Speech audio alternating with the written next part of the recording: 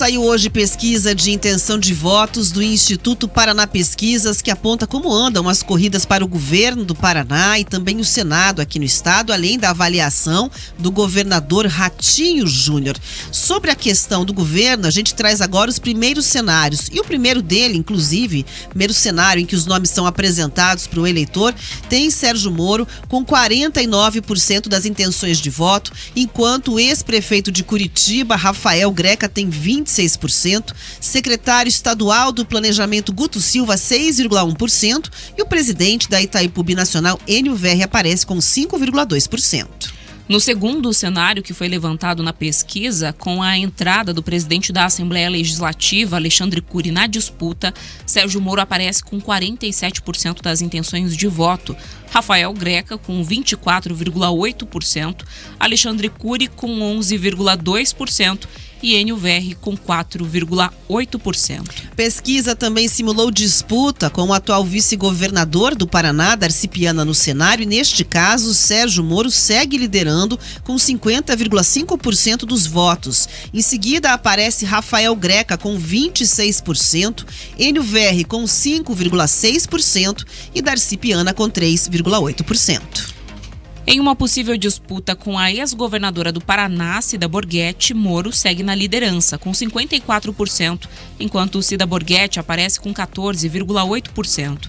Em seguida estão Guto Silva com 7,4% e Enio Verri com 5,9%. Ainda no mesmo cenário, mas com o deputado Alexandre Cury na disputa, ao invés do secretário Guto Silva, Sérgio Moro aparece com 51,1% das intenções de voto, seguido de Cida Borghetti com 14,2%, Alexandre Cury com 13,7% e Enio Verri com 5,8%. O último cenário dessa pesquisa estimulada para o governo do estado, com Cida Borghetti e Darcy Piana na disputa, o senador Sérgio Moro teria 55,8% dos votos, Cida Borghetti 15%, Enio Verri 6,7% e Darcy Piana com 4%. O que chama a atenção nessa pesquisa divulgada hoje é que no levantamento espontâneo, quando os nomes não são apresentados aos eleitores, 72% dos entrevistados disseram que ainda não sabem em quem votariam. O governador Ratinho Júnior, que não pode ser candidato em 2026 porque já foi reeleito,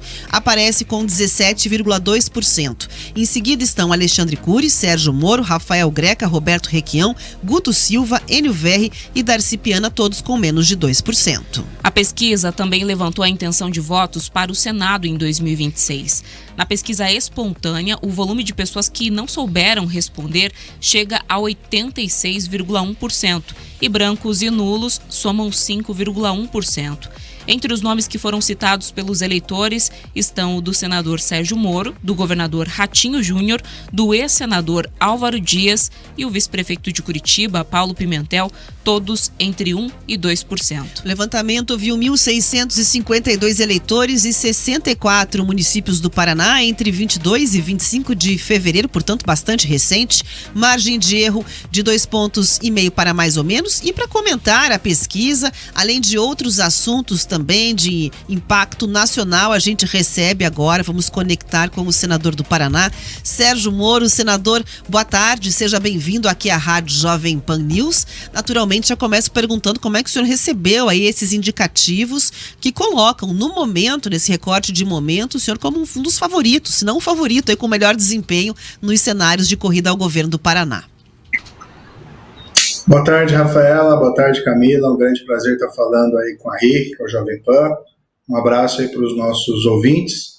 Olha, o foco do meu trabalho hoje é o Senado Federal. Nós temos ainda 2 anos, mas claro que é muito gratificante ver a generosidade da população paranaense, que, a meu ver, é um reconhecimento do trabalho histórico que fizemos como juiz, como ministro da Justiça e agora como senador. Além de uma visão do que ele está pensando ali para 2026. Eu tenho uma clareza nos meus posicionamentos políticos, Rafaela. Eu digo, olha, eu estou no Senado e sou oposição ao governo federal. Quem é oposição ao PT no estado do Paraná se chama, não vou falar em terceira pessoa, mas sou eu. Então a gente tem essa clareza. E o eleitor está pensando, olha, qual que é o pior cenário possível para o Brasil em 26? uma eventual reeleição do Lula. Espero que não aconteça. Eu vou trabalhar, inclusive, para ajudar que isso não aconteça. Mas se acontecer o pior, ele quer ter a segurança que aqui no estado do Paraná não terá um governador alinhado com essas políticas do PT que têm sido desastrosas, que têm levado aí ao comprometimento da nossa economia, essa inflação alta, além da falta completa de política de segurança pública. E esse é um outro aspecto. Eu estava ouvindo vocês falando antes sobre a segurança pública e a preocupação com essa pauta. Bem, eu creio que com 22 anos de juiz, processo contra o crime organizado, ministro da Justiça e Segurança, que foi mais firme contra o crime organizado que nós tivemos até hoje, tanto assim só ameaçado por eles, tem essa capacidade de deter a escalada da criminalidade e do crime organizado aqui no Paraná. Nós não podemos deixar isso crescer. É claro que a pauta de governo é muito mais ampla.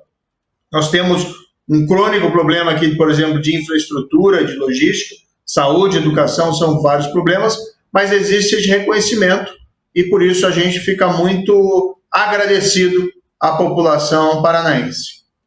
Senador, quando é que o senhor vai decidir, ou do que depende, né, esse anúncio de que será, de fato, candidato ao governo do Paraná? As pessoas se perguntam, né, o nome aparece em pesquisa, porque nós compreendemos que há o trabalho no Senado, mas é claro que já existe também o desenho e o olho para 2026. Então, o senhor é ou não é candidato? E quando é que vai bater o martelo sobre essa candidatura, caso não seja ainda? Olha, tem respeito ao paranaense, a gente tem o foco do trabalho do Senado. Tem muita coisa acontecendo.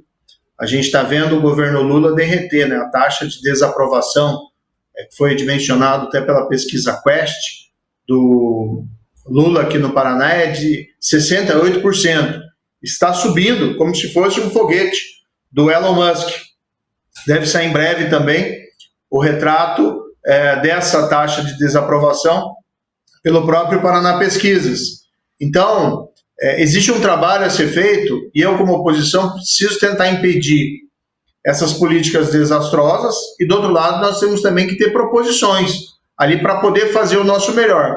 Eu estou hoje lá no Senado Federal, nas comissões, na Comissão de Segurança, que eu tenho certeza que vai ter um grande protagonismo nesses próximos 2 anos, na Comissão de Direitos Humanos, que vai ser presidida até pela senadora Damares Alves, e nós não queremos que avancem essas pautas identitárias ou de aprovação indireta, facilitação, por exemplo, da prática de aborto fora das hipóteses legais previstas na legislação. E estou também numa comissão muito importante, que é a Comissão de Infraestrutura, que a gente tem que ter um olhar aqui para o nosso Paraná, né? Historicamente, por exemplo, a dificuldade que as nossas estradas, escoamento da nossa safra, o nosso porto, precisa melhorar muito, mas o trabalho a ser feito é no Senado. Agora, adiante, quando a gente entender que é o momento oportuno, nós vamos tomar a decisão política.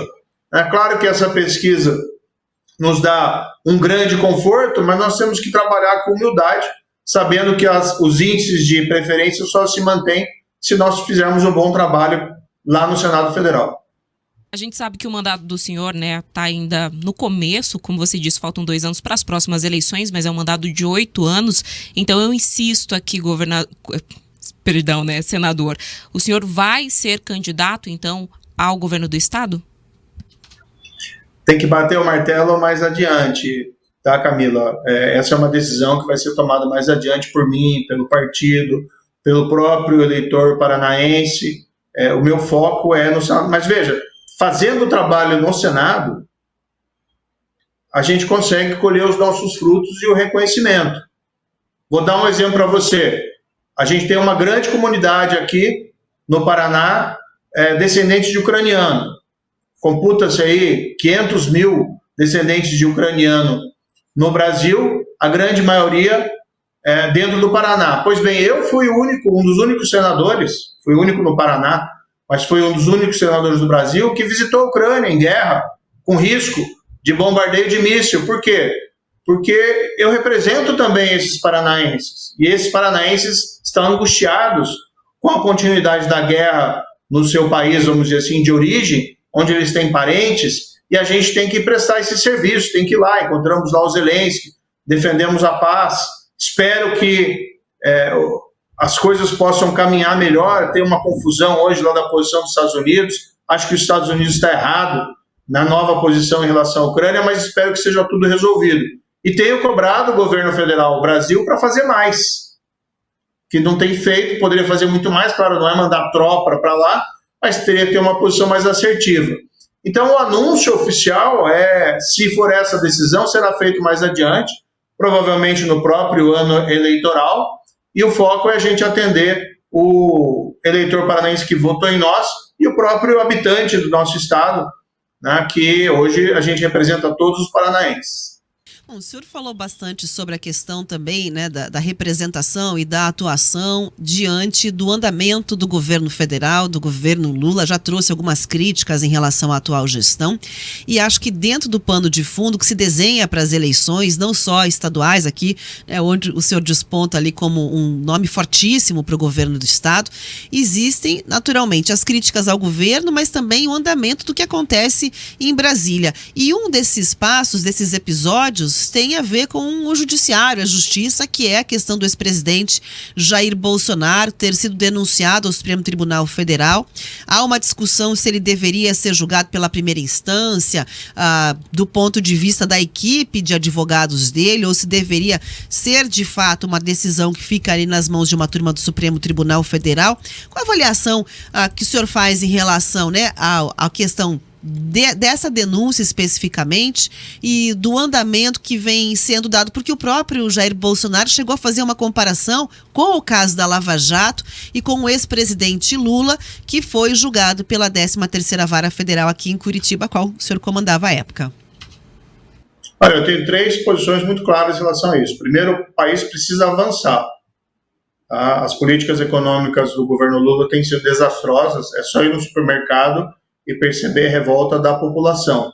Então, o foco da política pública deveria ser a solução para esses problemas. Essa discussão do golpe, não golpe, acusações contra o ex-presidente acabam tirando o foco daquilo que mais importa e dessas falhas evidentes dentro do governo Lula. Em relação ao 8 de janeiro, eu tenho uma posição primeiro muito clara. Aqueles manifestantes do 8 de janeiro, que invadiram os prédios, que destruíram patrimônio, aquilo não está certo. E tinha que ter uma punição. Mas tem que ser uma punição proporcional à responsabilidade. Você não pode pegar lá uma pessoa como a dona Fátima de Tubarão, uma senhora já de idade, e tascar nela 17 anos de prisão, com prisão preventiva, inclusive, por conta daqueles fatos.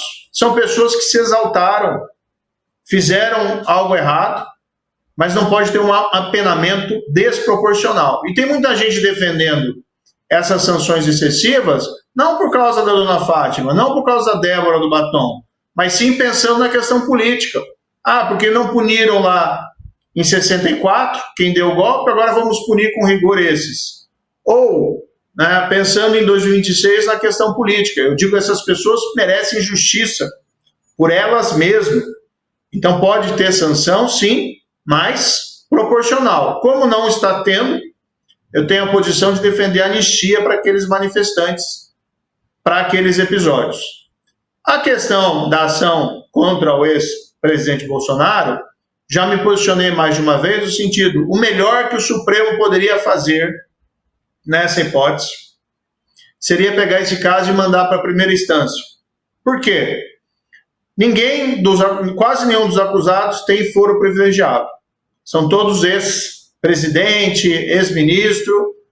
Então, a jurisprudência, até pouco tempo, dizia que perder o foro privilegiado vai para a primeira instância. Era o que o Supremo fazia na época do Petrolão. O Supremo mudou essa jurisprudência no final do ano passado, me pareceu que foi um julgado de ocasião, e nada impediria que eles simplesmente alternassem esse entendimento.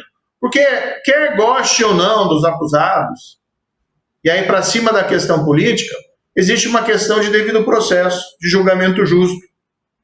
E há uma impressão generalizada que dúvidas existem se haverá um julgamento imparcial. Veja que tem ministros que dão entrevistas sobre a acusação. Ministros que no passado se pronunciaram de uma maneira muito negativa contra o ex-presidente. Então, por que não mandar a primeira instância para ter um julgamento técnico, para ter um julgamento justo, para ter um julgamento imparcial, e cuida disso aí na fase recursal. Tem um acusado apenas com mandato, que é o deputado Ramagem, mas mesmo ele é imputado a ele fatos anteriores ao exercício do mandato e pela nossa lei não fixam a competência do Supremo. Então por que a gente vai agora, né, fazer essa construção de colocar isso no Supremo, quando seria muito melhor para a credibilidade do julgamento, para a credibilidade da justiça, que fosse julgado na primeira instância? Senador, aproveitando esse gancho, o senhor citou aí essa questão do foro privilegiado e em outras entrevistas recentes, você se posicionou contrário à existência desse foro privilegiado, diz que inclusive já começou a discutir, conversar com senadores, com, enfim, deputados em Brasília sobre esse assunto, e o senhor falou bastante aqui sobre a importância de focar nesse momento no mandato como senador. O senhor tem algum projeto, pretende levar isso de fato adiante, né, para além desse trabalho de oposição, também criar algo nesse sentido? E você acredita que realmente teria adesão uma proposta de fim do foro privilegiado? Excelente pergunta, Camila. Olha, eu sou contra o foro privilegiado, é um privilégio antirrepublicano, e creio que hoje em dia ele cria uma relação não saudável entre o Senado e o Supremo Tribunal Federal, porque os senadores têm que aprovar os ministros que são indicados pelo presidente, ou reprovar naquela sabatina, e do outro lado o Supremo tem, né, essa jurisdição direta sobre eventuais crimes imputados aos senadores. Então, melhor para todo mundo, e para que o senador seja tratado como um cidadão igual a todo mundo que ele é, melhor é acabar totalmente com o foro privilegiado. Agora, o projeto já foi aprovado no Senado, o fim do foro privilegiado está na Câmara, paralisado já há anos. Nós podemos rediscutir essa questão no Senado, mas primeiro a gente tem que formar a maioria. Infelizmente, hoje eu não vejo essa maioria, porque não adianta a gente apresentar também um projeto simbólico e não ter a maioria. No começo do meu mandato, eu pedi o desarquivamento de um projeto lá no Senado, que era voltar à prisão em segunda instância. Desarquivou, que já tinha sido aprovado na CCJ, eu não queria perder essa aprovação. Mas eu não tive condições de fazer com que isso andasse, porque não existe a maioria. Mas eu creio que o Senado vai ter uma grande reformulação, com muita gente nova entrando ali em 2026. O senhor está falando dessa renovação do Senado, a importância de se ter ali, né, uma visão estratégica, debater grandes assuntos. Eu tenho que voltar aqui no final da nossa entrevista, que eu sei que o senhor tem compromisso em breve, a falar aqui do Paraná, porque hoje é o fato do dia político aqui, né? O senhor aparecendo como favorito para o governo do estado. Então, qual é a avaliação que o senhor faz, tanto do governo, né? Vai bem, o que é que poderia ser feito ainda a melhorar, se é que tem algo, se tem críticas em relação ao andamento do Paraná, né, comparando aí com o contexto de Brasil. Qual a avaliação que o senhor tem do governo do Ratinho Júnior? Olha, eu não sou oposição ao Ratinho Júnior, nem sou o seu adversário.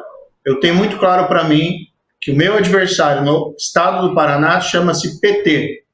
O Lula, quando vem ao Paraná, ele inclusive me ofende, me critica. Ele é o único político que ele vem aqui para me ofender. Eu não importo com as palavras dele, embora acho que isso foge à urbanidade. Eu sei quem estará contra mim em 2026 vai ser o PT.